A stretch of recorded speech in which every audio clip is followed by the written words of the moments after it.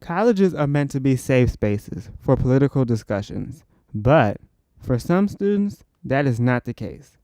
Conservatives face negative stigma at Dillard University in this divisive climate.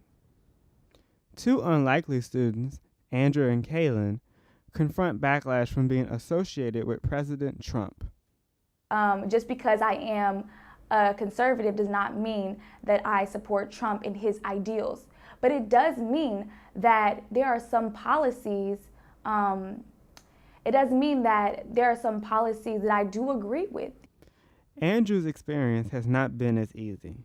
He has dealt with false rumors, including one stating he starred in a Trump ad.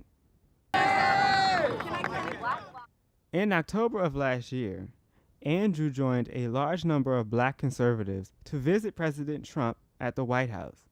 Upon his return, he received backlash from university students on Twitter.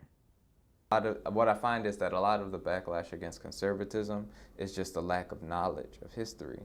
Because anybody that's studied history, American history, even somewhat thoroughly, will understand that most of what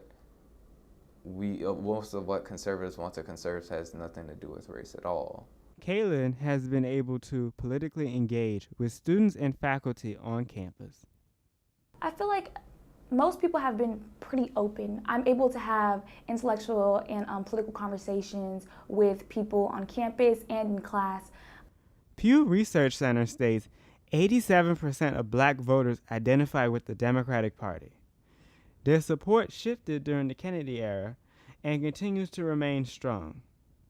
And there is a certain sort of conservatism that actually exists by its very nature of being at Dillard University with the white walls and the hedges and the pristine grounds. And so actually the students here are much more conservative and bourgeois than they realize. Andrew and Kaylin believe conservatives are misunderstood. I really think that a lot of conservatives really want to conserve. America is a good place and promotes democracy around the world. Not all conservatives are the same, and you're gonna encounter black conservatives, so let's all just have a seat at the table. What I teach my students is that your views don't always have to be known, whether it's conservative, liberal, whatever it may be. Andrew and Kaylin believe there is an opportunity for students to become more accepting.